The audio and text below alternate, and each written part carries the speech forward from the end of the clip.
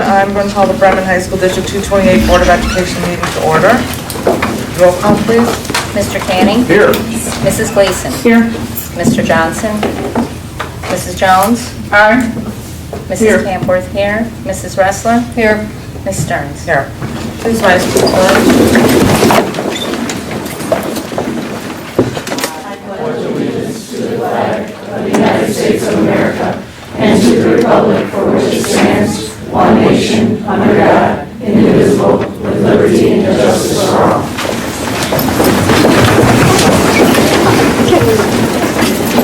At this time, I move for approval of the board minutes from the budget hearing, September 20th, 2016, and the open and closed meeting minutes, September 20th, 2016. So moved.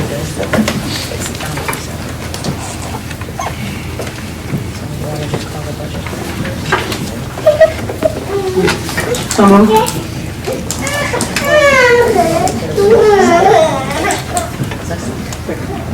Moved by Mrs. Gleason, second by Mrs. Jones. Any discussion? I just have one question. On the minutes, the attachment that's referenced in the minutes, the memo from Mrs. Ressler is dated September 21st, which is the day after the board meeting. Yeah, I asked her for a copy of it, and she forwarded me through an email the next day. Okay, so it's the same thing that was stated in the board meeting, right? Okay. In the budget hearing, I did call with a correction about the decrease in the equalized assessed value. It was a 28% decrease, not down to 28%, is what the minutes stated. Anything else?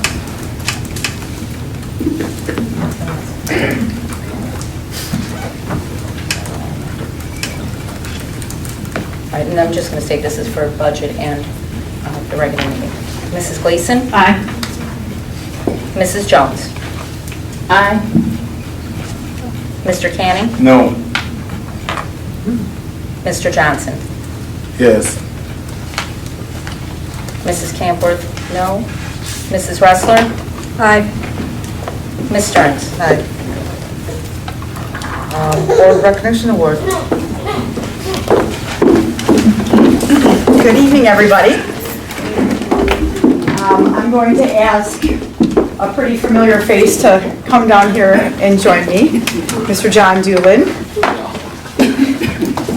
I said I'm going to call him down and not talk behind his back, but make him stand right next to me while I talk about it. So many of you know John. John is a 1987 graduate of Tinley Park High School. He is the marketing director for the Bettenhausen Automotive Group and also runs Etchin Marketing Solutions. John and I obviously know each other from roaming the halls here together, and he has kids that go to Oak Forest High School. His daughter.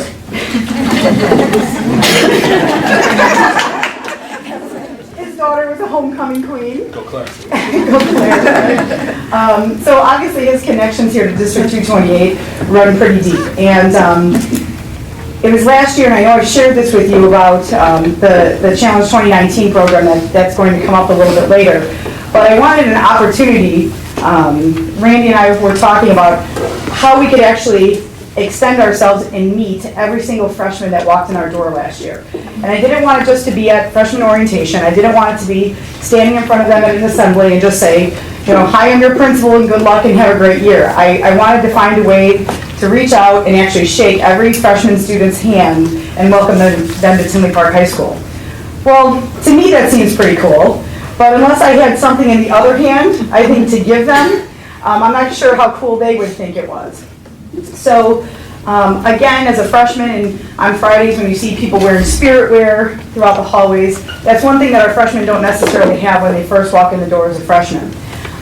So to take it one step further, in my head, as I welcomed them to Tinley Park High School, I thought it would just be awesome to be able to turn around and hand them a t-shirt that they can be an official member of the Titan family, participate on our spirit days, and just feel like they're part of this institution, you know, upon their early entry here.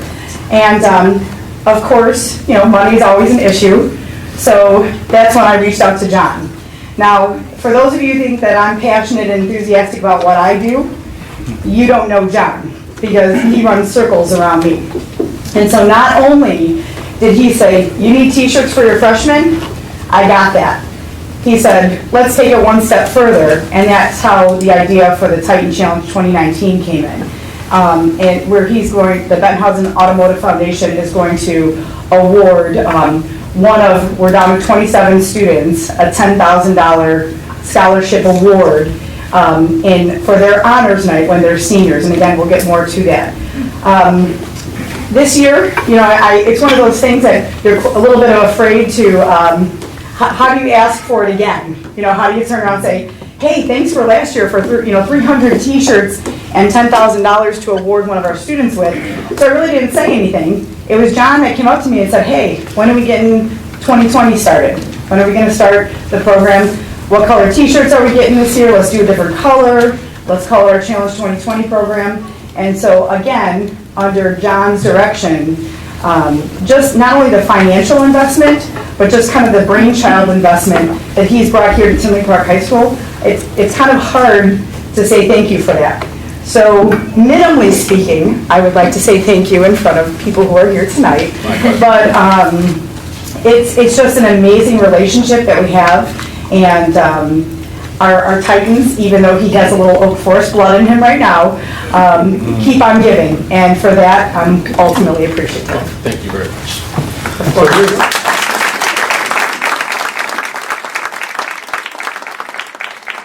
So the most important thing to us was anybody can, play football, play basketball, play in band, do all these things. What about that student who just kind of shows up, does a really good job, participates? For us, it was about participating. And I say for us, because Gary Meyer, does everyone know Gary Meyer? Yes. He was 79, graduate. So I worked with Gary for about 30 years on different projects. So he came to us and he said, well, listen, I wasn't a great student. I'll be the first to tell you, I was not a great student, right? I was an average guy, a little awkward, a little heavy, coming in, right? Doing my thing. But I participated, right? I didn't play football. I didn't play baseball. I wasn't in the band, right? But I participated, right? And all we're asking you, this is the, so I'm going to speak, don't have my back to you, but all we want you to do is participate. And what we mean by that is just be good people, right? So when you leave here, you're good people, right? You don't have to be an A student because our criteria is C student, right? Little community service, go to prom, go to homecoming, go do these things, right? And with that, and it's a minimum $10,000. So we had the sound check pre-party a couple weeks ago before the Oktoberfest at the Chamber. So we put another $6,000 into your pot. So congratulations.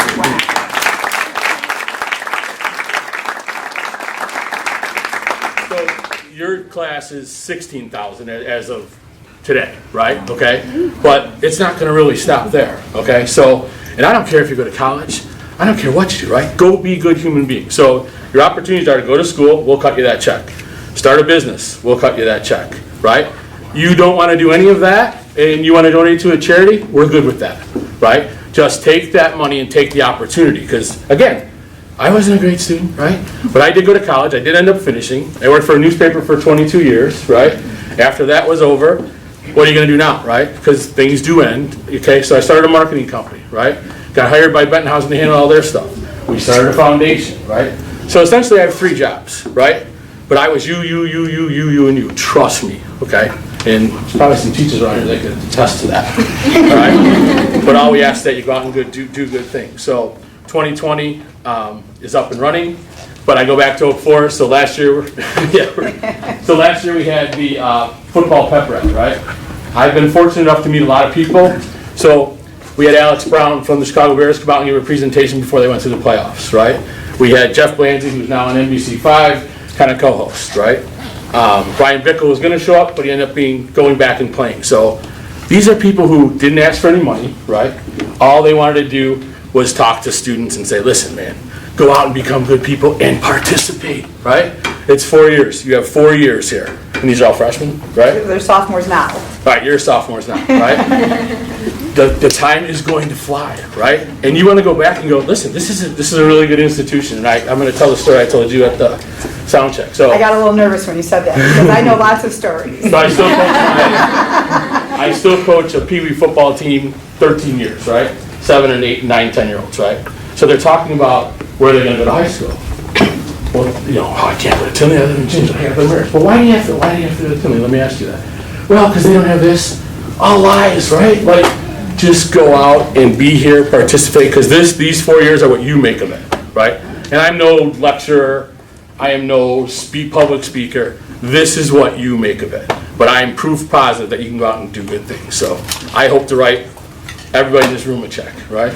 But at some point, so if you have ideas, fundraisers, we're all about it, right? That money is coming back to you guys. So that's kind of my spiel.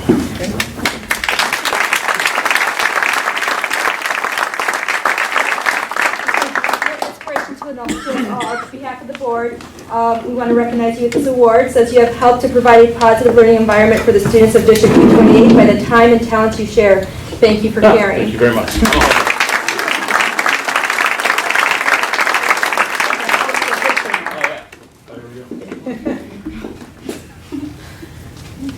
One more. All right. Thank you. And we appreciate the opportunity. So, I know No, well, Dan is here from Oak Forest, Okay, and Dave Yep. is here from Redmond. So we do have some, we can have before the cards. So we do have some ideas for the other schools. So when we get some time, time is obviously something I don't have a ton of, but if we want to get together, we have a couple of ideas for all the other schools. Because really, it's not really, like when I'm in my house, I talk about, I wear my Titan football. You know. I get booed when I go to our island in our kitchen, as you can attest to, right?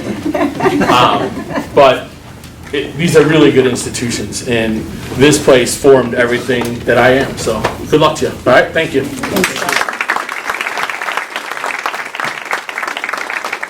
I got one footnote I'd like to add to Mr. Doolin's speech. You know, Mr. Doolin went to prom with my wife. And here's the story to that. Sorry, John. My wife said he was a complete gentleman, and it was one of the best times she ever had. So that award couldn't go to a more deserving person.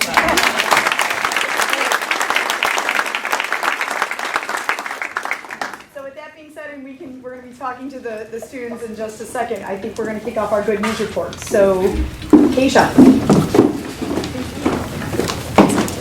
Oh, and Hans is here. They're coming. It's like it was planned from opposite sides of the audience. Hi, my name is Gabriel, as previously mentioned, My name is. and I will be doing academics and activities for St. Park. This month, Alexis Pachowskis was awarded with the 2017 National Merit Scholarship. Congratulations to her. Also, our BPA, which we are both proud of, hosted our Powder Puff game on October 5th. The seniors kicked butt. I was playing. We won 20-6 against the sophomores and against the juniors and freshmen. And as BPA, we raised $700 for special weapons.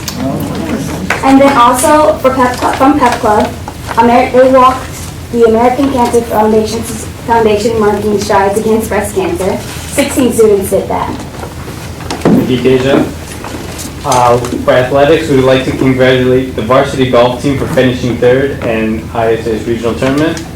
Titans advanced as a team for the first time in 5 years. Additionally, senior David Kavaleskis became the first golfer in school history to qualify for sectionals all 4 years.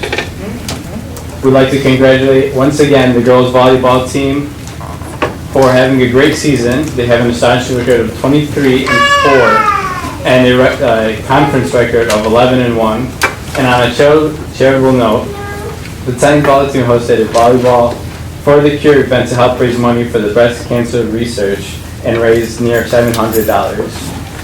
And that's it. Thank you. Also, before he does that, today, the Titans Dollars was announced today. So it was a Snapchat theme, and I'm one of them. Guys, right here. Right here. All right. And I was pass those out ghost cookies from today. Where did the cookies come from? Who made the cookies? Maggie O'Connor's Maggie area. And the way you taste them, they are phenomenal. They were good, I promise. Thank you.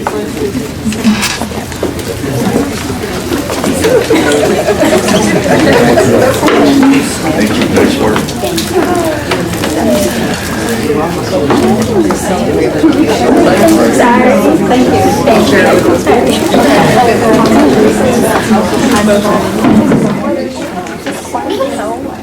evening, everybody. I'm happy to have Senior Ray Hefner with me today, and he is going to be going to Western Illinois next year, and he's going into law enforcement. Nobody's going to talk about that tonight, but it's good to have law on your side. So he's here to talk a little bit about what's going on at Bremen. Hi, I'm Ray Hefner. I'll be doing the good news report for Bremen. I'm going to start out with our marching band has been all over. From first we went about 2.5 hours away to our biggest contest of the year, and we didn't place, but we got a nice participation medal, so it was great. We always have a good time with that one. And we went to 2 others that were a bit closer. We went over to Andrew, and then we headed over to New Lenox. And we did great. We had a great time this year. Then our Code of the Braves has had a character education group that's led by Bremen social worker Mrs. Teresa Connolly. They're promoting the anti-bullying month by spreading kindness throughout the school in their kindness movement. The object of the bathroom, the project, is to empower teenage girls enough to overcome negativity. The students wanted to start a movement in which women can uplift and empower, encourage, and inspire each other.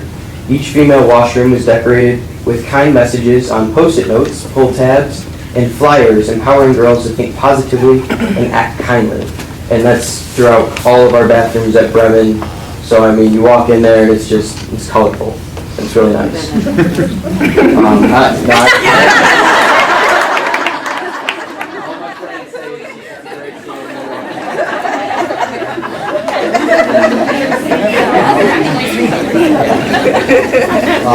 And then our drama department is, we're putting on a haunted house on this Saturday. You guys should all come. Tickets are $3, and that'll be through the halls of Bremen. It's a big thing. We didn't do it last year. I'm not 100% why, but we're doing it again this year, and usually it's a big hit. It's a lot of fun. And then our fall play is coming up. It's Election by Don Zilides. It's a performance of Thursday and Friday, and then an evening on Saturday. The date is not, November 4th through 6th. And tickets are $5 for adults, $3 for students, and that's always a good time. You know, you go out, it's a nice family thing that you can do. And then our athletics, I'm going to move on to. We want to congratulate our coach, Steve Grant, and the boys soccer team for finishing their regular season 14-4-1 and the SSC Blue Conference champions. The Braves will be hosting their own regional championship this week, and hopefully we do well at that. And then our varsity boys cross country team finished first place out of 36 teams in the toll-free Fairleigh Invitational hosted by Tinley. And we're really happy with all of our athletes and athletic teams, and we want to wish them the best of luck. And our top athletes we would like to honor. Jessica Morales is the lead runner for the Bremen girls varsity cross country team. She leads by example in practices and at meets. Her current personal record for 3 miles is 22 minutes and 3 seconds. She's continuing to drop time consistently and continues to push the team even better. And then Danny Meza is Bremen High School's lead runner on the boys cross country team.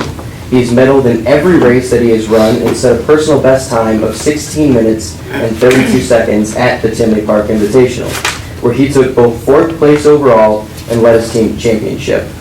And we want to wish all of our athletes and team the best of luck at state regionals. And remember, at Bremen, we have pride.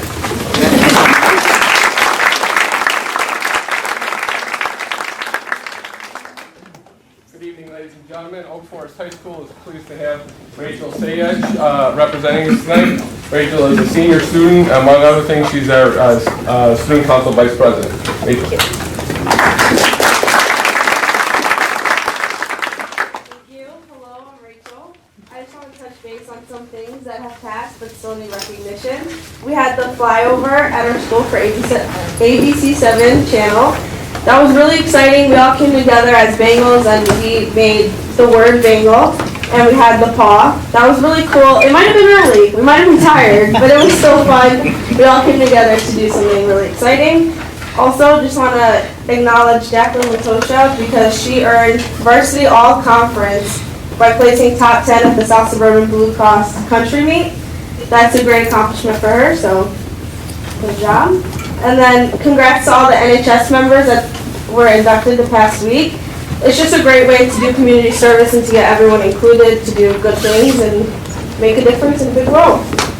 For some new events, so I'm part of student council and October is epilepsy month. So we're doing a bake sale just to bring everyone together. We all make cookies or like cake pops and we sell them during our lunch periods.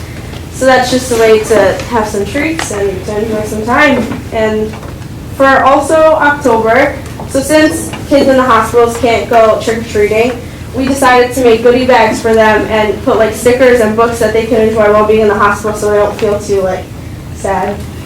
And then we have some great field trips. Like for anatomy, we're going to a open heart surgery, which is like super cool because instead of just reading it in a book, like you're actually there to see the aorta. So that's kind of cool.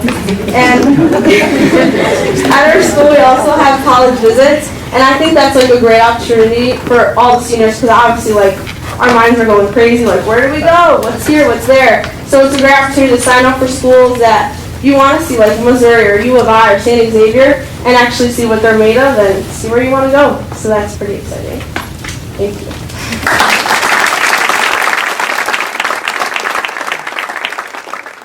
I think there's a book coming up for the best flyover. Do we know what that is? Bagels. Yeah, it's going to take place at the beginning of November, and you have to have downloaded the ABC7 app on your phone to be able to vote. And it'll be, we'll make note of it on our websites and our Facebook page just to remind everybody, but make sure you have the app in advance. Can you guys help out the Bengals on that? Yeah, both ones. We're all one. Good evening, ladies and gentlemen. It's my honor to introduce a trio of Hawks. We have Darlene Moore, Faith Durden, and Tia Powell. All right, one of you has to make a voice, right? You sure they- Good evening, everybody. My name is Faith Durden, and I am a senior at Hillcrest High School. I am the Director of Marketing for Hillcrest CPA. I am in Interact Club, GXA, and Fight Poetry. And hi, I'm Darlene.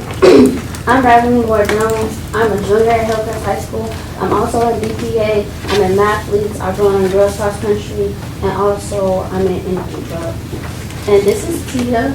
She can't talk right now. She's our junior class president. She also runs cross country, and she's our director of public relations and DPA. So our local Business Professionals of America, BPA, chapter continues to expand its program and services under the new direction of Mr. Dave Braden. This is a national student organization that provides the opportunity for the development of leadership skills, personal and professional growth, and career-related competencies. Our marketing team has developed relationships with the Country Club Hills Business Chamber, and we are also beginning to develop relationships with the Hazelcrest District. The Country Club Hills Chamber will be sponsoring BPA, as well as giving the students an off-campus business office. The marketing team develops business contacts to raise revenue, contact charities, and helps the chamber with their daily businesses. In support of Breast Cancer Awareness Month, the Hillcrest BPA designed and sold pink tie-dye shirts similar to this to support breast cancer awareness. Hillcrest is truly reaching higher limits and performing as a business. We're proud to announce that senior Zena Simadou was selected on csnchicago.com as the Win Trust Athlete of the Week on October 7th. As written on this site, Hillcrest Senior Zena Simadou is a force to be reckoned with. Also, we congratulate our Hillcrest diver, Koyana Jones. She has broken the diving record for both Hillcrest and Tinley Park High School. Also, Hillcrest is excited to congratulate our varsity tennis player, Tori Wood. Tori has played first singles in the SSC conference tournament and placed second. Throughout the tournament, she showed patience, poise, and excellent skills. Hillcrest chess team has begun their season with victories over TL South and Tinley Park. Leading the way this year was Freddie Taylor, Elijah LaFont, Kevin Powell, and Elijah Lewis. Hillcrest continues to apply the work of our Instructional Materials Center, or IMC. I never knew what stood for that. The specialists and staff work to further our students' access to rigorous and engaging text. The IMC recently participated in the American Library Association's Banned Books Week 2016 from September 25th through October 1st by standing up for the right to read. At Hillcrest, students selected a book off of the banned cart, the banned books cart, and once students took a stand for what they believed in, they entered into a raffle, and the winner got a mug for banned books filled with treats. As we begin the season of giving, Hillcrest would like everybody to support our Key Club Trick or Toiletries initiative. The Trick or Toiletries initiative is a drive for shampoo, conditioner, toothpaste, deodorant, and other hygiene items that will be donated to Ronald McDonald House. Collection boxes will be found in Hillcrest's main office and IMC. This is my favorite. I'll make sure this is mine. Hillcrest is home of the Hawks. We are swift, intensely focused, brave, and powerful creatures. It's great to be on. Thank you.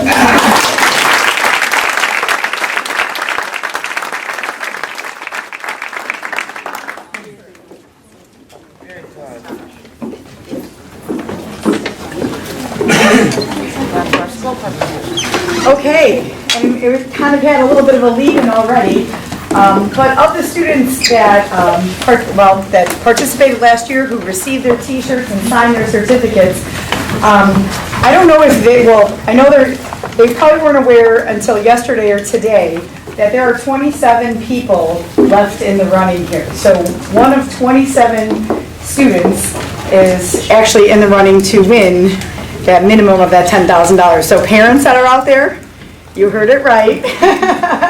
I'm sure you guys will be also a driving force to make sure that they stay current with what they need to take care of for these next 3 years. Excuse me, what did it start out at? The freshman class. The whole class. 278.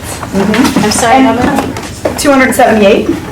And so I have to tell you, I'm not quite sure if, and maybe they could better answer it than I, if they really believe that this was going to happen. You know, it's kind of like, so someone's just going to come in here and give us a $10,000 check for being good students, for participating in the community, and being connected to Tinley Park High School. Yes. And John Doolin's going to make sure that that happens.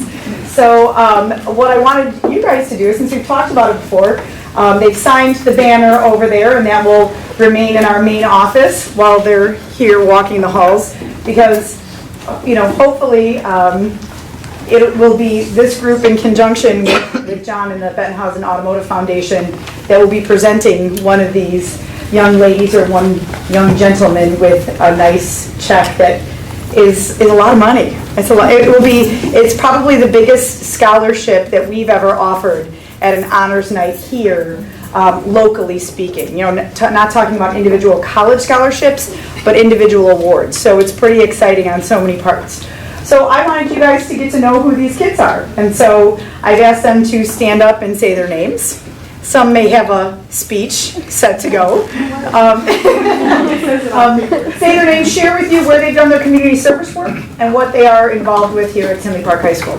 And I know you're dying to start us off, so I'm giving you the floor. Would you like me to stand right here? You can come on, sure.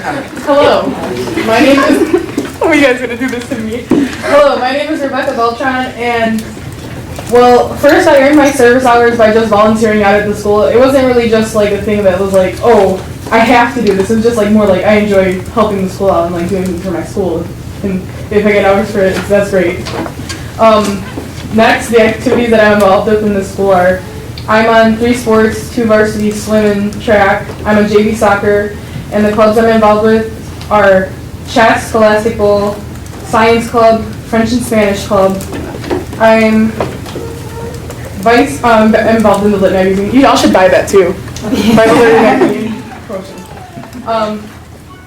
I'm in sophomore, what's it called? Sophomore leadership, and I'm the vice president of the sophomore student body. And I'm in concert and jazz band, and that's it.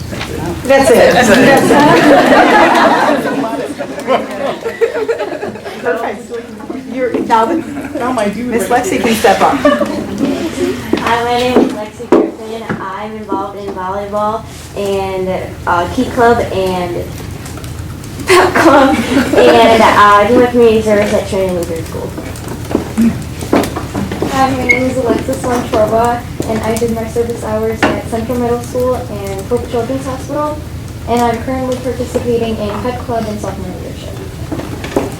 Hi, my name is Megan Knoll. I am in Varsity Palms, Pet Club, sophomore leadership, and I'm a peer mediator. And I did my service hours at the Epilepsy Foundation Walk 5K, and I did mine at Fulton Elementary School. Hello, I'm Morgan Knoll, and I'm in Varsity Palms yearbook and sophomore leadership, and I also did my community service at Fulton Elementary School and an epilepsy walk for 5K.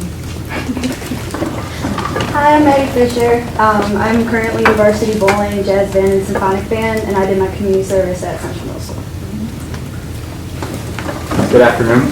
My name is Cody Moy, and I did my volunteer work at Tinley Park Public Library, where I've also been a part of the Youth Advisory Council for about since 6th grade. At Tinley Park High School, I'm part of the chess club, the Scholastic Bowl, and I'm in both symphonic and jazz band.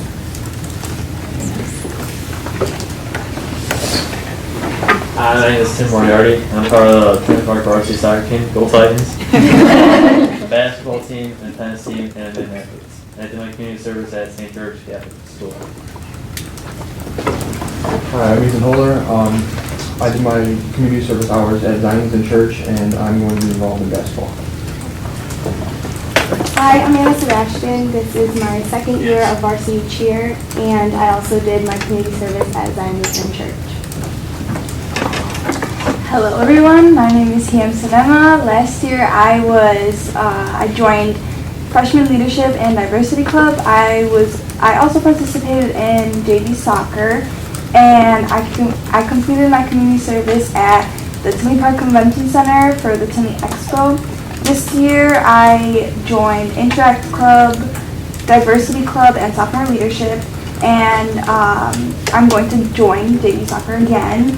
And I'm looking forward to completing my service hours at the Halloween Safe House. Good evening, everyone. My name is Angeline Nimmer. I joined Freshman Leadership and Diversity Club last year. I did my community service at Tinley Park Public Library, and I'm currently in sophomore leadership and interact. Hi, my name is Melinda Ruiz. I completed my community hours at Superstar Zeros where my dad works, and I'm in JV soccer. Hello, I'm in art club. Oh, my name is Olivia Walker. And I'm involved in art club, choir, and I also am in French and Spanish club. And some of my community services I did was I worked at the Teen Bridge Center, and I also worked at their store, like sorting. Hi, my name is Summer Thurman. I'm involved with Varsity Palms and sophomore leadership, and for my community service, I provided free child care for families in need. Right? Proof positive it works. If that ain't a reflection of the entire school, right? So, real fast, your options are this: college, start a foundation, donate to charity, go to culinary school, go to trade school, or start a business, right? But we're not, if you come up with something else, we'll sit down and we can talk about it. So we're open to anything you want to do, but this is proof positive that works. So we're very excited. Good luck to all of you. Well done.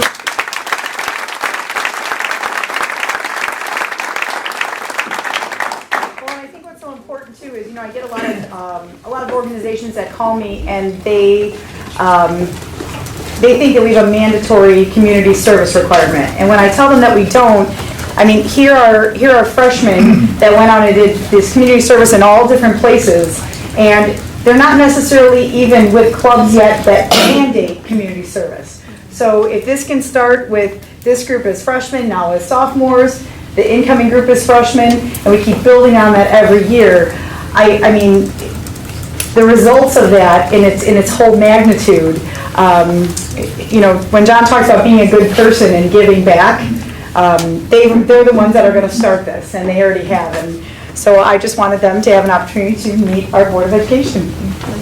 So thank you, guys. And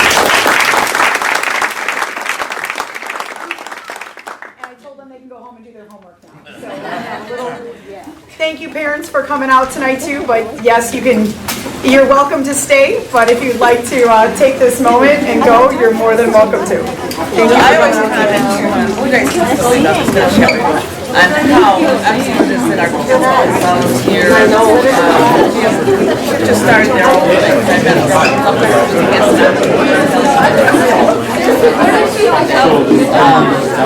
Hey, Teresa, can we put everybody in front of the sign for a picture? All right. Hey, guys, I'm sorry to pull in a quick audible. Kids, can you just we'll take a sign out in the hallway.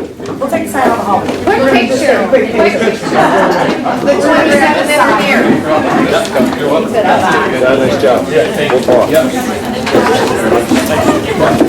Thank you.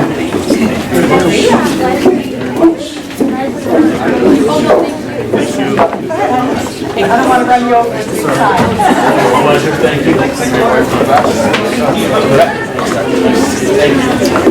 Yeah, you good. All right, take care. Hey, nice to see you. Good deal. Yep, good luck. All right, so we're going to have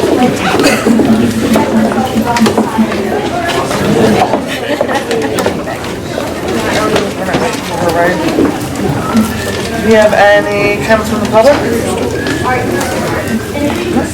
We're going to report starting with superintendent. Freedom of Information Act request. Since the last regular board meeting, we received the following Freedom of Information Act. Ms. Kathleen Smyser, Channel 5, asked which schools have stocked undesignated epinephrine auto-injectors and which do not. This request has been completed. Ms. Gabriella Rossarella of Smart Procure requested all purchase orders from June 21st, 2016 to date, including the PO number, date, line item, details, quantity, and price, vendor ID, name, address, contact, and email. This request has been completed. Superintendent's report. Mr. Ted Slowick of the Daily Southtown recently published an article entitled "School Officials Shouldn't Charge Fees for Late Registration." This article certainly put the district and me personally in a negative situation. I would like to take this opportunity to clear up some misunderstandings, explain the current practice of the district, and ensure our board and taxpayers that we are confident in acting in the best interest of students and community. The current practice of the district is to only charge a fee to families who made no attempt whatsoever to pay fees from the previous school year.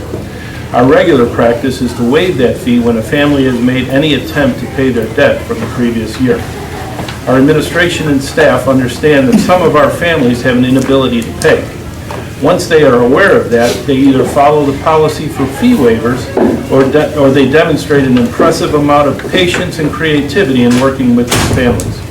The intent of this practice is to encourage payment or dialogue with the family who has refused to pay. At no time has this practice been used to deny an educational or extracurricular opportunity to a student. The data from the 2015 school year illustrates the administration's patience and creativity. In the 2015-16 school year, no families paid the $50 late fee. After some research, it was determined this year that 2 families overpaid in the e-pay system, and those refunds have already been processed. It is important to note that the mother who spoke to the newspaper made no attempt to pay fees last year and made no attempt to communicate her situation with the school or district office until Thursday of last week, the same day that I was contacted by the reporter. The non-regulatory guidance document that was referred to in the newspaper does state that a district may not institute a fine or additional fee for pupils who register outside of a designated registration and/or enrollment period. Currently, Bremen High School District 228 does not charge fees for pupils who enroll outside of the registration window, which is in accordance with the non-regulatory guidance document. At the Finance Committee meeting held on Tuesday, October 11th, Mr. Canning showed me the non-regulatory guidance document and asked if I was aware of it. I said I was not and told him I would look into it on Wednesday.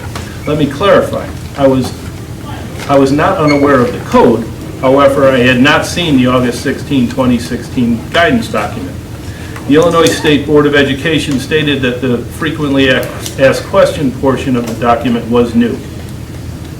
In April of 2004, the board determined that it would be appropriate to assess late registration fees. If the board would like to reinvestigate the practice of charging late fees, I would welcome the discussion. The Southtown article also stated that school fees have increased in recent years. It is important to note that the registration fees for District 228 have been $300 since 2012 school year.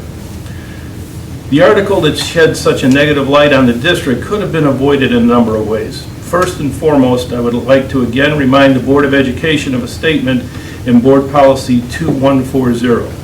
If contacted individually, board members will refer the person to the appropriate level of authority, except in unusual situations. Board members' questions or communications to staff or about programs will be channeled through the superintendent's office. Board members will not take individual action that might compromise the board or district. The board's desire to protect the anonymity of complainants does not allow the administration the ability to solve the problem and only puts the district in a bad situation. Finally, students, parents, guardians, and community members, please know that the administrative team of District 228 stands ready to aid each student and family to be successful. Do not ever hesitate to call the school or the district office to solve any situations. Thank you. Can I ask a question on that? Dr. Kendall? You quoted the board policy. I guess I have to take that as me because the parent showed up at my doorstep and I told you that, and you asked me for her name and number, and I said, I can't give you that. You know, I'd have to ask the lady. She still hasn't gotten back to me on that. Okay. So if you're referring to me in that, I think you're off base there, okay? So I'd just like to make that statement. Thank you. But the proper channel was followed through. I came to Finance Committee with the information that was presented to me. I didn't know what else to do with it. Okay, fair enough. And our recordings are open to the public to listen to, so. Any board members? I just want to say thank you to the Hillcrest coaching staff at football. They have secured themselves a playoff spot. As we know, they had fallen on hard times in the past few years. I want to say thank you for the things that are going on out there. Other situations is that I've visited or came to all the games that involved Lamont High School.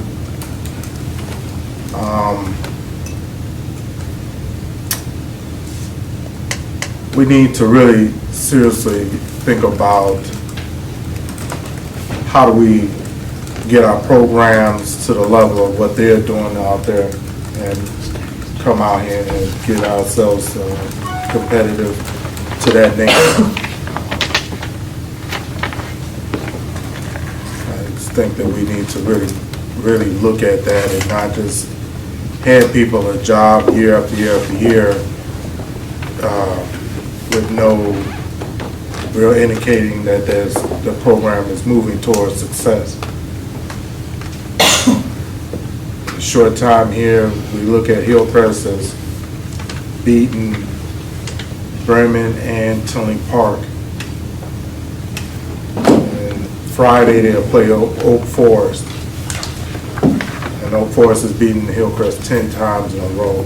We look to see if he got that program going and being able to topple another one of our schools in our district. I think that all of our programs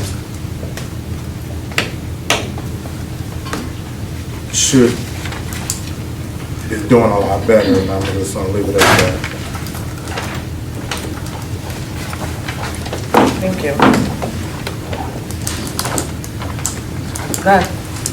Just a couple of things. First of all, I'm an alumni of Bremen High School, and my graduating class celebrated their reunion on October 1st. And Mr. Rabarczyk from Bremen High School was kind enough to take us on a tour of the school, which I attended, although I know what the school looks like.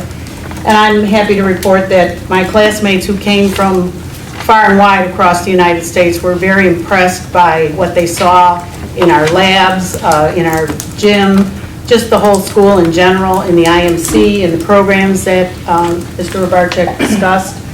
And that evening at our dinner, Dr. Kobelkis came and spent 2 to 3 hours discussing things with our class members, and again, left a very positive impression on alumni of Bremen, and hopefully that's going to translate into, we're trying to collect money for a scholarship from our class to be awarded in May of 17. So that's the good news. On the other news, I would like to make a statement regarding last month's vote on the budget. Both Mr. Canning and Mrs. Campworth voted no on the 2016-17 budget, although they knew they could count on the rest of the board to do the right thing, as I'm sure that they had no idea what would happen if we didn't pass the budget. Unlike the state of Illinois, school districts can have their property taxes withheld if the budget is not adapted within a designated timeline. After voting no on the budget, Mr. Canning said he would have his suggestions for eliminating the deficit delivered to my home. I never got anything, and to the best of my knowledge, no one else did either.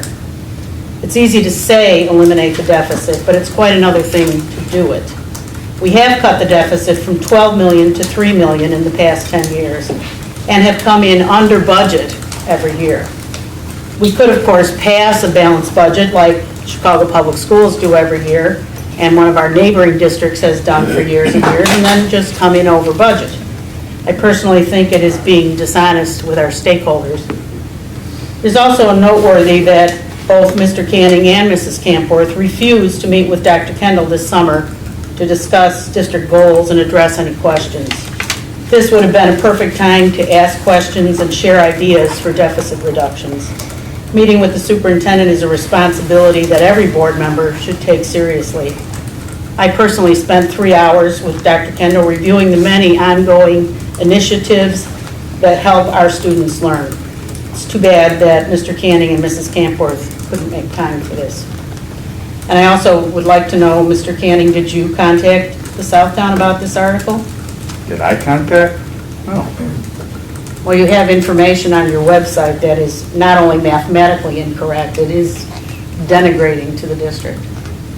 Hey, listen, know the policies. What can I tell you? I don't get paid to know the policies like our administration. Well, you're, as a board member, that is your responsibility. Absolutely, but I don't run the day-to-day operations, obviously. You said you had something, but there's also, this appeared in our packet tonight, and I always think these are timely. The topic of this board and administration article is study the board superintendent relationship to understand what makes it work. And there's 3 points. Treat your superintendent as a vital team member, stress effective and open communication, and work to build trust. And then there are 10 rules for boosting community trust. Be honest, listen, seek first to understand, never make promises, be accountable, practice respect in your interactions, create a clear vision for the district, welcome discussion with the community, involve your stakeholders in the school, and support the district staff in your public comments. Timely. Okay, in response to that, Mrs. Gleason, and I respect your opinion, you made in attachment B a comment about not coming up with any constructive solutions to our problems. Well, I disagree with that. Some months back in Finance Committee, so you referenced that I'm not doing my job in Finance Committee is the way I took it. You know, there was an insurance situation where we were going to charge our students insurance where they didn't need it because under the Affordable Obama Care Act, they have to have insurance, and we were going to go ahead and charge them insurance also, so that would have been like a double dipping situation. That was over $80,000 that you said I didn't do my job, but that was a savings to the district. Back last spring, I got a phone call from Dr. Kendall. This was Excuse me, before. how is that 80,000 a saving to the district if the students were going to pay? Well, it's a savings to the taxpayers.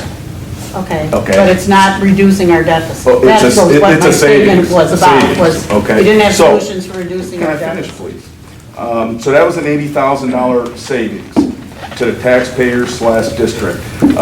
Back last spring, I don't have the exact dates, I can find them though. I got a phone call from Dr. Kendall before I was sworn in as president, asking my opinion whether we should fill the vacant assistant superintendent principal spot at Hillcrest or not. I said that was not my call, and he asked me my opinion. Now, Dr. Kendall has asked board members' opinion and polled them up until that point on other issues, okay? I told him my opinion was I would not fill it. Four was too many. It was heavy, top heavy. There would be another savings to the district over $100,000. So if you're telling me that I'm not doing my job on Finance Committee, I believe that you're wrong, and show up to a couple, and then you could find out that we are doing our I job. showed up to him for 20-some years. Yeah, but you stopped coming, and I miss you. You removed me. I miss you. Come on. Anybody else? I just have an announcement. On October 26, 2016, at Camelot Banquet Hall, the ISB will have an informative meeting on SB, the Senate Bill 100, and its effect on school boards, plus a pre-dinner briefing. The conversation will be led by the presenters of the Illinois State Representative William Davis and Dr. Donna Leak, Superintendent of CCSD 168 School District. The passage and signing of Senate Bill 100 has redefined the landscape of student discipline. In Illinois Public Schools, Illinois Representative Will Davis will provide the legislative perspective on both the development and passage of this landmark law. After the legislative perspective is shared, South Cook Superintendent Donna Lee will share firsthand insight on practical points each school board and superintendent should consider in implementation.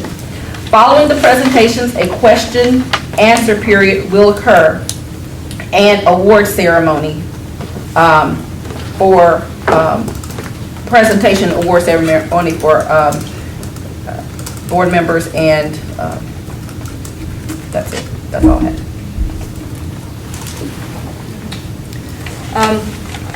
I first want to start off with, I got the honor to attend the Oak Forest National Honor Society dinner. Thank you very much for the invitation. It truly was a wonderful experience sitting with, I believe it was like 80 students that got inducted to the National Honor Society last week, Tuesday at Gaelic Park. It was one of my first National Honor Society dinners to go to. I had the pleasure of also listening to David Newman speak. I find it very fitting since we're talking about volunteering. One of the things that David Newman spoke to greatly was giving back to the community and being pillars and volunteering, and he actually himself started the Oak Forest Alumni Club. He graduated 8 years ago and just felt like this was a definite need to the organization, to the community.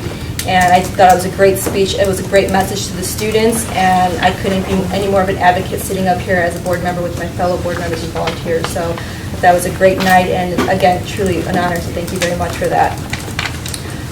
As chair of the Finance Committee, I was also there on Tuesday when the situation was brought up to our attention. We weren't notified ahead of time, to put this on as an agenda topic. It wasn't anything that was brought to our attention. It was apparent that Kim and Larry both were aware of the situation, and during the other topic, towards the end of the meeting, this is when the topic of the fees were brought up. I find it terribly ironic that it was brought to our attention on Tuesday. Dr. Kendall luckily was in our meeting to speak to some bond, the QSCB bond, and had addressed Larry and Kim that this would also be looked into right away. But yet by Thursday, the media was already contacted, and Monday there was an article out. The reason why I call this terribly ironic is because the article is written by the same author that Larry had reached out to when he shared the surveys from the district. So I find it very terribly ironic, and I support Dr. Kendall's statement in reiterating the policies of the school district.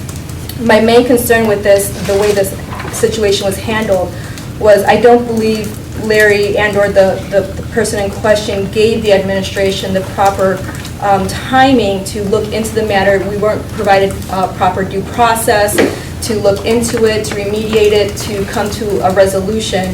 And with that being said, I think again it just goes to the inability of Larry to not work with the board. Wait a minute. I'm talking. Okay. You do not work together with the administration. You do not work together with the board.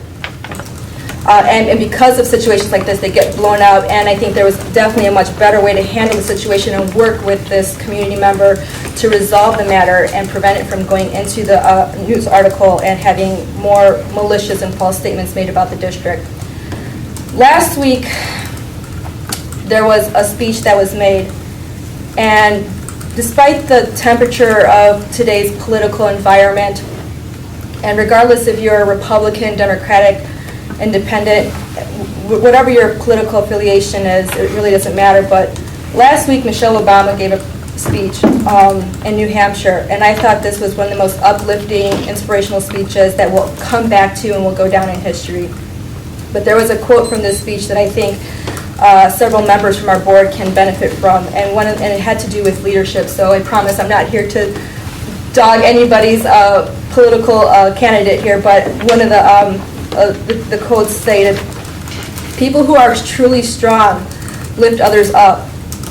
People who are truly powerful bring others together." That is not what is happening here by Larry and his actions, or Kim. So, as members of the board, as member of the board and of the community, it would have been more beneficial had we worked together as a board, as an administration, to resolve the matter, than right away run to the media and cause more divide in the community, cause more divide on the board. That's all that did. Another statement that I wanted to make was we received an anonymous letter, and I'm usually opposed to anonymous letters, but due to my close previous ties to Parents for Progress, I thought I should speak to this person, whoever it is, hoping that they're watching or have an ability to pull up the video later on. I'm going to read this letter. It was put in our packet. It was sent to all board members, and it was directed to our board president, Mrs. Stearns. And the letter states, "I am writing to you inquiring about the district's Parents for Progress Facebook page. I guess I am slightly confused about its purpose. I was under the impression that this is a forum to ask questions and give suggestions on improving our schools for the students. But from what I can see now, it just seems like another political scheme to certain candidates elected. I guess I am naive in thinking that one board should be working for the same common goal. I made statements on that page and even asked intellectual questions. Of course, since I didn't share the same opinion as the host of the page, I'm assuming that Mr. Canning, that's Mr. Canning, my comments and questions were deleted immediately. I have also noticed that on the official District 228 Facebook page, it appears that Mr. Canning only favors Tinley Park High School, where he has students attending. Since the only events he likes or comments on are those happening at Tinley Park High School and occasionally Hillcrest High School, where he graduated from. So as a voter, I can only assume from these that these will be the two schools he and whoever runs as for Parents for Progress candidates will focus on. I just want to express my opinion.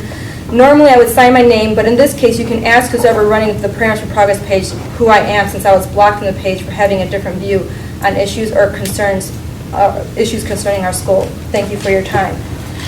The reason why I thought this was important to address, and this goes for anybody out there in the community, candidates, taxpayers, Parents for Progress is Larry Canning.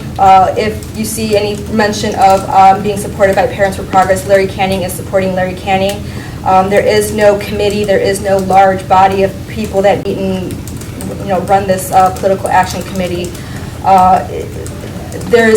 I think what's disturbing is that you have a board member who's running a Facebook page, who's running a website, and he's taking the information from here and slamming the district, which is, as we've read in multiple policies and in multiple areas, that's really what we're not supposed to be doing as board members. One of the last meetings I attended for Parents for Progress, and I think one of the most gut-wrenching and just upsetting meetings was listening to Larry speak to future candidates. And I think this was right after the incident happened with Mr. Johnson, and Larry wanted a contract for future candidates that they were not allowed to speak to other board members once they made the board. And I thought that was completely wrong. I thought that was not the best way to run a district. That gives you an idea as to the type of board he wants to run. That's not, we are a board of 7. We are to work together. We are all here for the same common goal. Regardless of our differences, our political beliefs, all that aside, the focus up here should be the 7 of us working together, not creating divides or prohibiting certain members from talking to others. So I do want to just reiterate to whoever this writer is that I think if you're looking for any information, and this goes out to anybody, if you're looking for information about the district, if you're looking for any information about what's going on, the finances, the budget, your best bet is to go straight to the Ad Center if you're looking for the truth, and you're looking for facts. I wouldn't recommend going to the Parents for Progress page. I think you're going to get a very one-sided, you're not going to get a complete story. But again, I think your best bet is to just go straight to the Ad Center. Thank you. Okay, Madam President, I'd like to respond to a few of those comments. I'll be as brief as I can. Yes, I am heavily involved with Parents for Progress. That's no secret. I'm very proud of it. It gives people the opportunity to run for these elected offices that ordinarily couldn't run because it costs money to launch a campaign. So I'm very proud that I can do that. And by the way, you're welcome. You rode the Parents for Progress tail all the way to the seat that you're sitting in now, so you're welcome. As far as members, we have over 1,400, close to 1,400 likes, and we're very proud of that.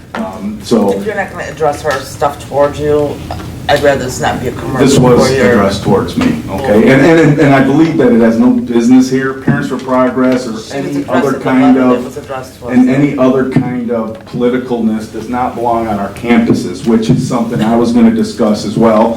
I had heard numerous things over the weekend, which I brought to Dr. Nolan's attention, and I just don't think they have any place in our schools to be political. Yes, these are political positions, and yes, I'm involved in political actions in the community. I'm proud of that, okay? I'm proud of that fact, and you have your opinion on the way things are run, and I have my opinion on the way things are run, Ms. Resler, and that's fine.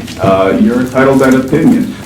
I'm certainly not ashamed of what I do, and I will continue to seek out qualified candidates that can be on the school board, that may not have ordinarily run on their own because they can't afford to run on their own. So you get together as a team and you raise money and you run for the positions of school board, okay? So that's what it's all about.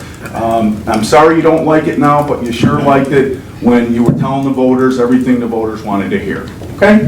And then in a follow-up to Mrs. Gleason, I just checked with Mr. O'Malley, and he said it was a savings to the district. We were paying that insurance. So in terms of your comment that the Finance Committee is not doing their job, in particular myself, that's almost over $200,000 in savings, and I consider that pretty big. So, thank you. But see, that's the problem in your statement. It's I did this. You're part of a committee. The committee makes a decision. We bring it to the board. I just said I was proud of the Finance Committee. No, these are I statements. I'm sorry, I'm saying words that are not pleasing to your ear. What the difference is here, you speak policy, I speak transparency, okay? I'm sorry. That's the way it is. As a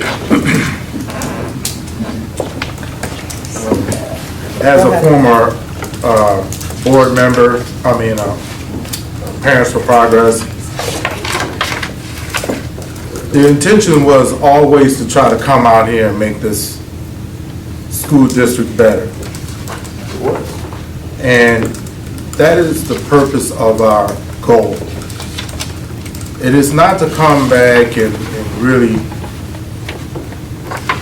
where we want to oust the superintendent or something like that without due process. We want to come in and set standards out there that everybody can live with and achieve.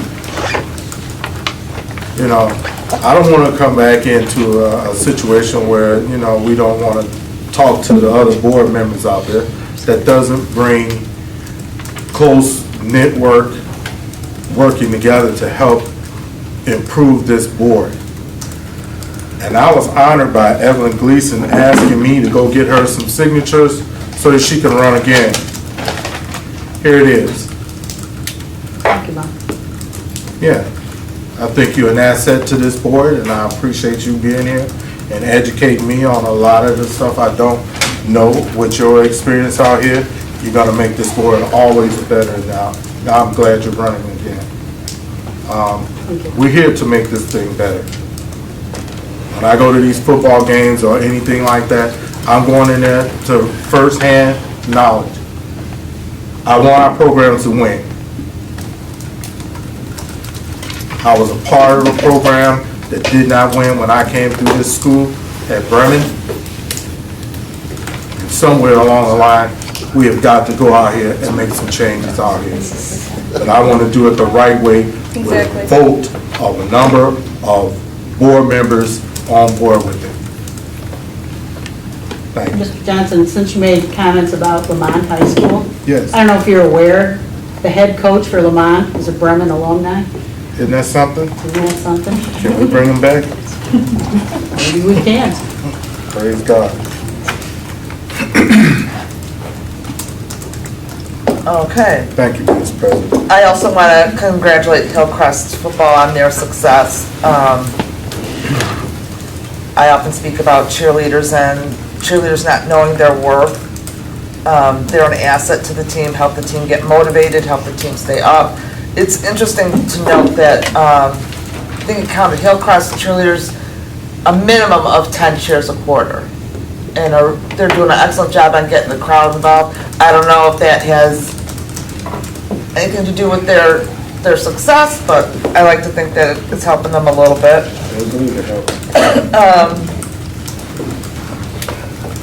I attended parent-teacher conferences at all 4 schools.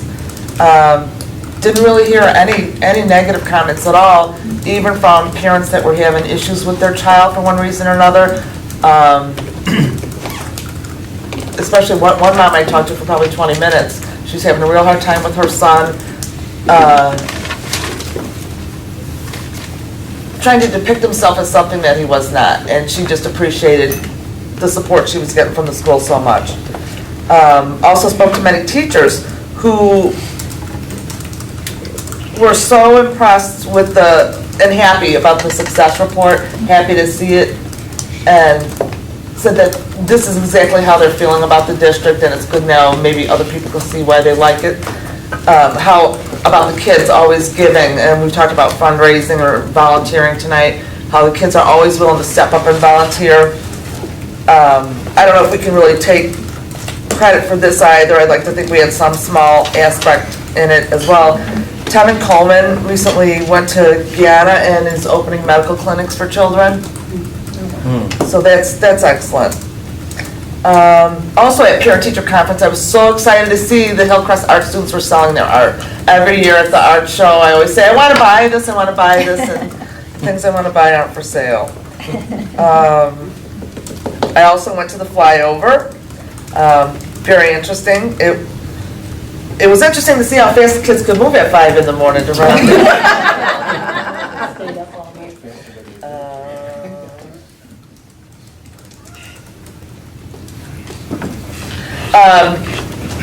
I've been hearing some conversations from people in the community and from teachers as well as about AP classes. And I just, I don't know if everyone's aware that both the federal government and the state want kids to get exposure to the AP courses. I have articles that state the federal government really doesn't even care if a kid passes the course. They want kids to be exposed to it, to build a little bit of confidence. A kid may think, you know, I can't go to college, I'm not a good student, I'm doing bad. But then it's from sitting in an AP course, hey, maybe I can do this. So it opens their eyes a little bit.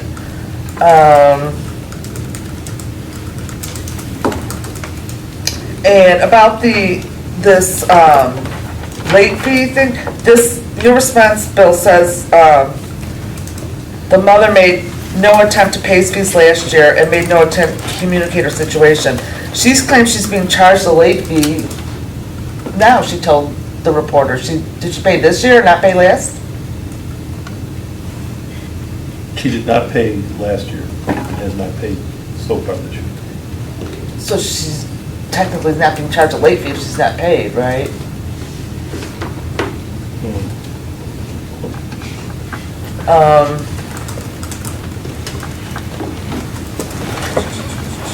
This statement too, I don't know if the way I look at it, it says we can't charge a late fee for students who register outside a designated registration and or enrollment period, and we do not charge fees for pupils who enroll outside of the registration window. So I don't understand what. Do we have any, what are we gonna do with people that have been charged? I know I mentioned this to you on the phone, Dr. Kendall, about past years. If we've been involved in this practice past years, have we gone back so many years to find out what exactly people have been charged, if anything? Not as of right now, we have not. And We can look at okay, so then maybe we need to talk about what we're gonna do in that situation if somebody comes and say, hey, I wasn't supposed to be charged this fee. And we can come up with a solution to that. I think one of the problems is it's kind of a, late fee is kind of a misnomer. They're not being charged a fee for being late. Right. They didn't pay the previous year. It's more of a non-payment. Non-payment fee, if anything. It's like, But what if they've paid late and paid the late fee? And missed a deadline, During their they didn't late- charge the fee. With their late payment. There's a deadline that we have, correct? But we have, I personally know someone who's paying $50 a month. They're not being charged a late fee. Well, it just seems we're all over. So I don't know, Let's- I don't let's think we're figure all it out. over, I don't think we know, We don't know. you know. I'm in favor of But I hearing think this is more, this guidance thing was more maybe for kids who are coming new to the district, like November, being charged a fee maybe for not being here to begin with. But right now, we don't think we charge anyone a late fee. The critical piece is you cannot deny education based on the ability to pay. That we have not done. Do we know, has the parent paid, is the kid in any activities or anything we paid? Have they paid for activities? Can you look into that? Has she been contacted yet, the parent that was in the paper? By us? She didn't state she wanted to be contacted. You didn't provide her information. Well, it's in the paper. Yeah, we just got it today. It just came out today. No, it didn't. It Yes, came out we do. So our bookkeeper talked to this parent last Thursday, and yeah, I mean, she has been contacted, she has been talked to. She was not charged a late fee for this current school year, no. Okay. The late fee was assessed at the end of last year when she made no attempt to pay, made no attempt to do a deferred payment whatsoever, so the late fee was assessed. This year, she put down a $30 payment before the school year started. There's no late fee for this year.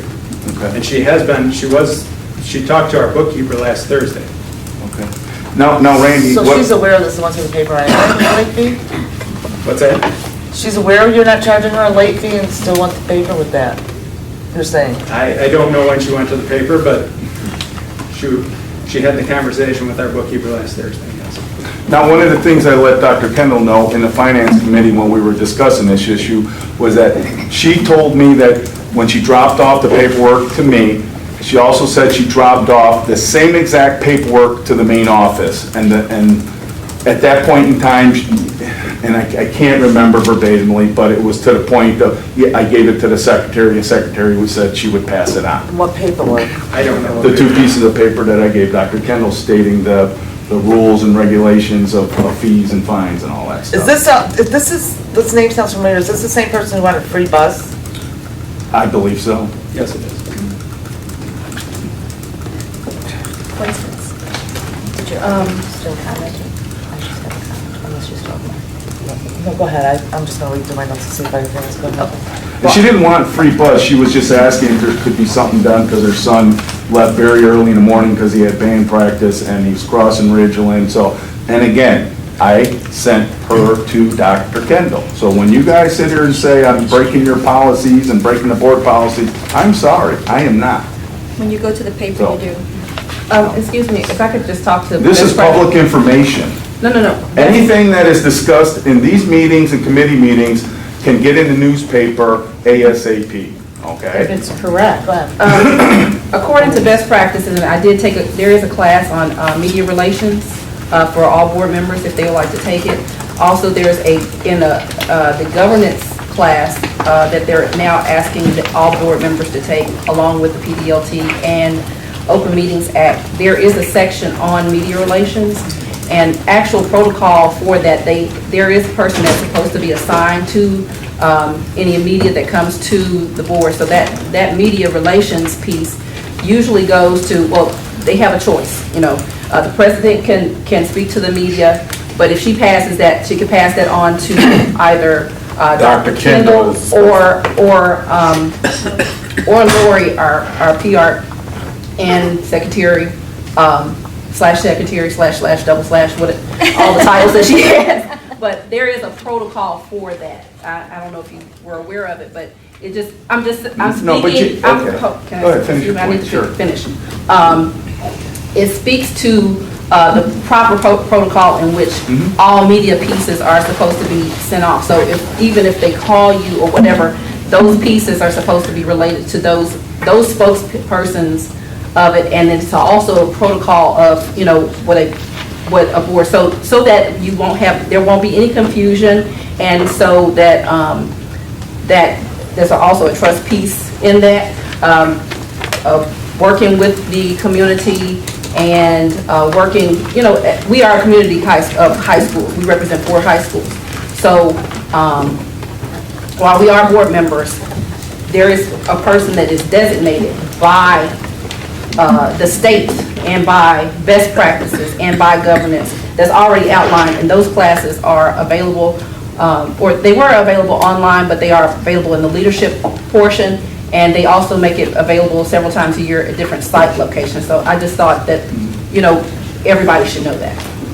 That's good information, but I think everybody has to understand something, that again, I'll repeat it. What we say here is public knowledge, and now that we have videotape and we have audio tape, these reporters are tuned in to every word that you, I, and everybody else is saying. And that's their right, because it's taxpayer money is the reason why we have this in front of us, we're sitting on a chair, we have a roof over our head. That's taxpayers' money. They have a right to listen and write their articles.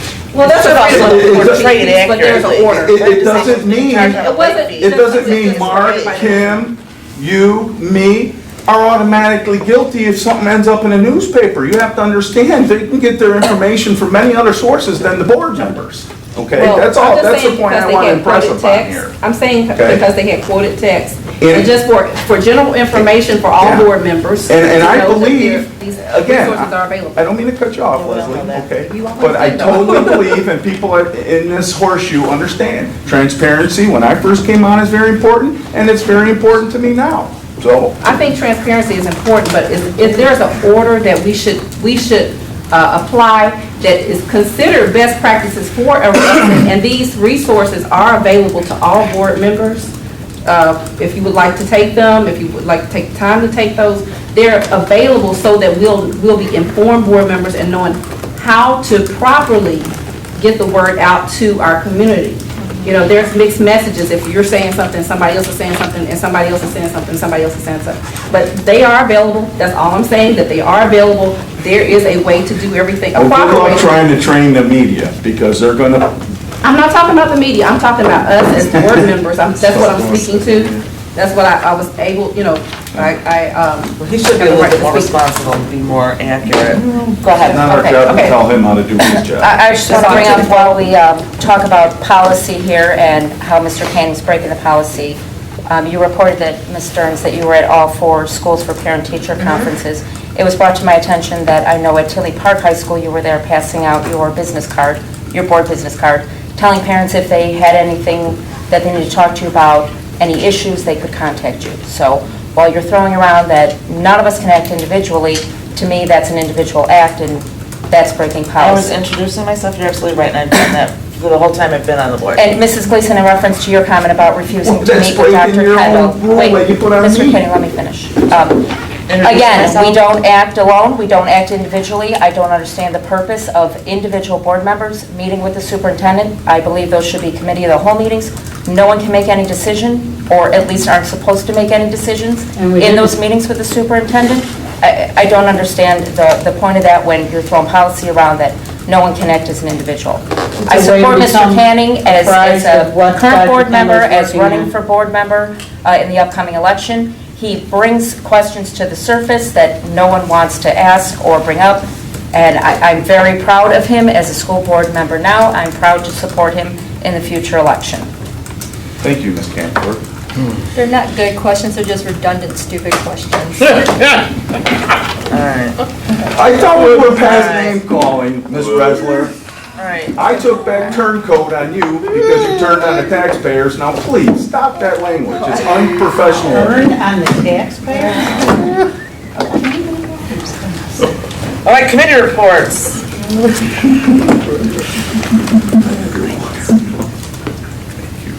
All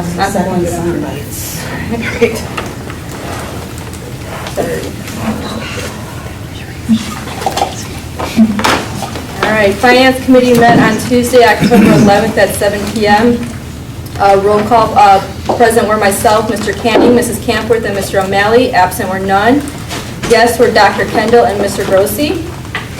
For new business, October bills, impress funds, and deposits.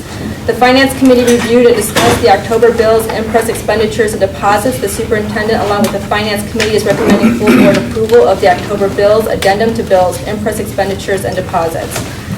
Over $5,000 purchase orders, there were none. Career Development System bills, the Finance Committee reviewed and discussed the CDS October bills totaling $10,041.30. These items have been reviewed with superintendent along with the Finance Committee. It is recommending full board approval of the CDS October bills as presented. Consideration of a resolution authorizing the issue of not to exceed $50 million of debt certificates of the district for the purpose of building and equipping a new field house and improving the sites of and altering, repairing, and equipping school buildings and facilities and providing for the payment of the certificates and for the sale of the certificates to the purchase thereof. The Finance Committee reviewed a presentation and had lengthy discussion pertaining to the bond process for the $50 million in QSCB funds. The Finance Committee, along with the superintendent, is recommending the full board approval of the resolution authorizing the first step in this process. The committee discussed the proposed Tinley Park TIF involving Panduit.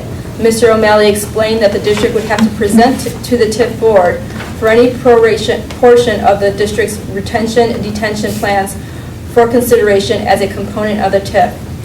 Announcements: next meeting will be held on Monday, November 7th, 2016 at 7 p.m. at the Administration Center, and the meeting was adjourned at 8:04 p.m. Mr. O'Malley? Thank you, Ms. Stearns. Board members, item 10.1 pertains to our bills, our monthly addendums to the bills, the payroll, and the CDS bills. As Ms. Ressler mentioned, the Finance Committee has reviewed these, and along with the superintendent, we're presenting them to the full board. So moved. Second. Moved by Mr. Johnson, second by Ms. Wessler. Any discussion? No discussion. Mr. Johnson? Aye. Mrs. Wrestler? Aye. Mr. Canning? Aye. Mrs. Gleason? Aye. Mrs. Jones? Aye.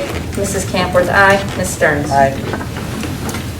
For item 10.2, I moved to approve the resolution authorizing and providing for an installment purchase agreement for the purpose of paying the cost of purchasing real or personal property, or both, in and for the Community High School District 228, Cook County, Illinois, and for the issue of not to exceed $50 million general obligation limited tax debt certificates, Series 2016, of said school district, evidencing the right to payment under an agreement, providing for the security for and means of payment under said agreement of said certificates, and authorizing the sale of said certificates to the purchase thereof. Second. Moved by Mrs. Wrestler, second by Mr. Johnson. Any discussion? I thought it was a really good discussion in Finance Committee with Mr. Grossi. He presented us with some good information on how he's going to work the bonds. Let's make no mistake, this is debt that the district's taken on, but with the zero interest put on it, again, I presented it to him just to make sure. I mean, it seems like such a no-brainer to me. So we went over different scenarios. You can, of course, you can go back and listen to the audio. But I just want to say, Mr. Grossi did a very nice job for us in committee. So. I second that. Yes, I agree as Yeah. well. Okay, Mrs. Wrestler? Aye. Mr. Johnson? Aye. Mr. Canning? Aye. Mrs. Gleason? Aye. Mrs. Jones? Aye. Mrs. Camworth, aye. Ms. Stearns? Aye. 10.3 pertains to personnel. Under resignations, Alicia Sink, Sarah Therold, Darcy Walker, Ryan Wellborn, Marquise Cole, and Patricia Schumann. Under retirements, Karen Kalmanek, Gloria Barlotta, and Jesse Tyler. Under leaves, Michelle Youngberg, Terry Dietrich, Peter Chacon, Christina Scott, Stephen Kushner, and Nafshia Brown. And under employment, Dasha Abernat, Maria Ramirez, Drew Fowler, Richard Venkus, Michael Warschels, and Daniel Doherty. The board's personnel committee did not meet on October 10th. However, Dr. Kendall has reviewed the certificated and support staff items, and these are now being recommended to the full board for approval. So moved. Second. Moved by Mrs. Stearns, second by Mrs. Gleason. Discussion. Marquise is Is he leaving as football coach? he's just No. resigning his... Family responsibilities. But he's going to be our football coach. Yes, as of right now. Excellent. Anything else? Okay. Yeah, one. It's gone.